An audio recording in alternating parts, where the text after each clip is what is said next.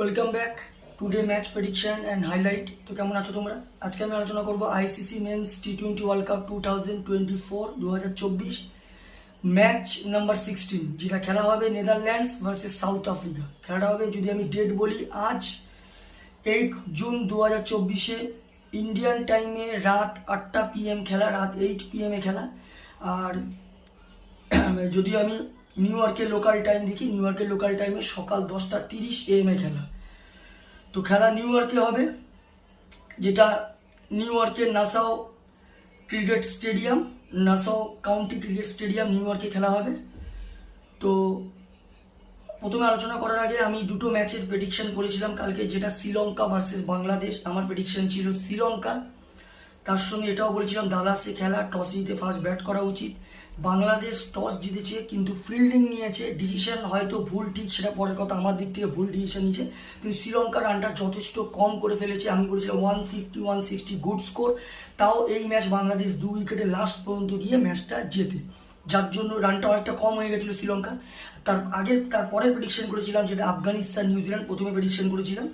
আমার প্রেডিকশন ছিল এখানে নিউজিল্যান্ড এখানে কোথাও যেন আমার মনে হচ্ছে ডিসিশন ভুল নিয়েছে, কারণ আফগানিস্তানের বোলিং ভালো, সেখানে টস জিতে নিউজিল্যান্ডের ফার্স্ট ব্যাট করা উচিত ছিল। নিউজিল্যান্ড টস জিতে ফিল্ডিং নিয়েছে, যেখানে যে রানটা দরকার ছিল আফগানিস্তান 159 করে দিয়েছে, যেটা গুড স্কোর এই গাওয়ানাতে।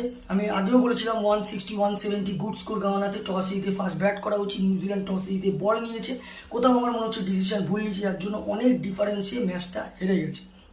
তো যাই হোক, এখানে পিচেরও ব্যাপার আছে, পিচ এখানে অনেকটাই নিউ ইয়র্কের পিচ আরও ডেঞ্জার। তো এখানে ক্যালকুলেশন নিউজিল্যান্ডের কোথাও একটা ভুল হয়েছে। তো যাই হোক, নেদারল্যান্ড ভার্সেস সাউথ আফ্রিকা খেলা নিউ ইয়র্কে নাসাও county cricket stadium, group D এর ম্যাচ নাম্বার 16। তো প্রথম আলোচনা করবো নিউ ইয়র্কের ওয়েদার কন্ডিশন নিয়ে। ওয়েদার যদি দেখি, ক্লাউডি ওয়েদার আছে, বাট নো রেন, 0% চান্স। আর এই সময় 22 ডিগ্রি সেলসিয়াস আছে। পিচ যদি আমি ক্যালকুলেশন করি, তো একটাই কথা বলবো, টস জিতে ফার্স্ট ব্যাট করা উচিত। এখানে রান তোলা খুবই টাফ হয়ে যাচ্ছে, কিন্তু 150 গুড স্কোর ডিফেন্ডেবল, টোটাল 150 থেকে 160।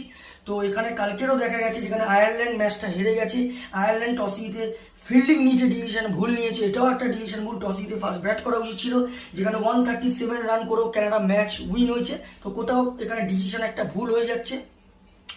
তো এখানে একটা কথা বলবো, টস জিতে ফার্স্ট ব্যাট করা উচিত, ডিফেন্ডের দিকে যাওয়া উচিত।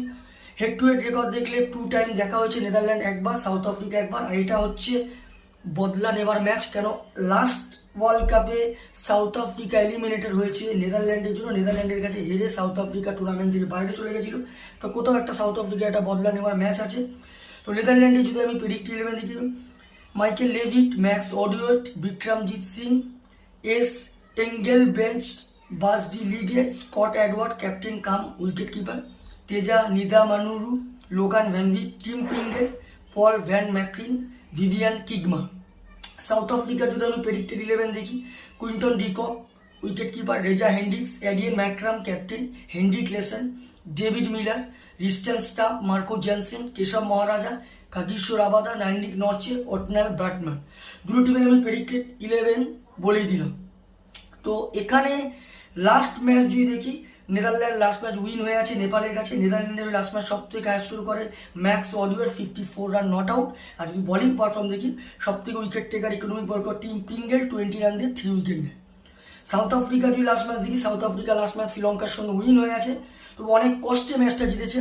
সাউথ আফ্রিকার লাস্ট ম্যাচ সব থেকে high score Quinton de Kock, 20 run. আর যদি বোলিং পারফর্ম দেখি, সব থেকে উইকেট টেকার ইকোনমিক বল করে অ্যান্ডিক নর্চে, 7 রান দিয়ে 4 উইকেট নেয়। তো যাই হোক, টিম হিসাবে সাউথ আফ্রিকা অনেকটাই এগিয়ে আছে, 70% সাউথ আফ্রিকাকে দেবো, 30% নেদারল্যান্ডকে দেবো। কিন্তু সব থেকে বড় ব্যাপার হচ্ছে পিচ আর গ্রাউন্ড। নিউ ইয়র্কে যে গ্রাউন্ডে খেলা হচ্ছে, মিরাকেল হয়ে যাচ্ছে, ফার্স্ট ব্যাটের চান্স বেশি হয়ে যাচ্ছে, লো স্কোরিং ডিফেন্ড হয়ে যাচ্ছে। তো এখানে কোনো একটা, যদি নেদারল্যান্ড কোনো কারণে ফার্স্ট ব্যাট করে যায়, নর্মালি আমার prediction South Africa win this game, no doubt South Africa জিতবে। তো যদি কোনো কারণে নেদারল্যান্ড ফার্স্ট ব্যাট করে যায়, কোনো একটা ভুল সাউথ আফ্রিকার যদি হয়ে যায়, নেদারল্যান্ড এমন একটা রানে পৌঁছে গেল, তখন টিমের একটা কন্ডিশন এসে যেতে পারে। তো নর্মালি প্রেডিকশন আমার South Africa win this game.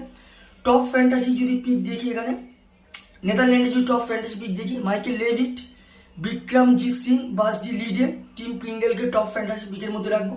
South Africa যদি টপ ফ্যান্টাসি পিক দেখি, Reza Hendricks, Aiden Markram, Tristan Stubbs and নর্থ চিকে টপ ফ্যান্টাসি পিকের মধ্যে রাখবো। রানের যদি এখানে ক্যালকুলেশন করা হয়, যদি নেদারল্যান্ড এখানে ফার্স্ট ব্যাট করে, তা আমার ক্যালকুলেশন এখানে 130 থেকে 140-র মধ্যে করবে, যেটা 5 কি 4 উইকেটে সাউথ আফ্রিকা উইন হবে। সাউথ আফ্রিকা যদি ফার্স্ট ব্যাট করে, তো আমার ক্যালকুলেশন সাউথ আফ্রিকা 150 থেকে 160 170 পর্যন্ত করে দিতে পারে, যেটা 30-40 রানে সাউথ আফ্রিকা এই ম্যাচ উইন হবে। তো ভিডিওটি ভালো লাগলে লাইক করো, শেয়ার করো, কমেন্ট করো আর সাবস্ক্রাইব করো। বাই।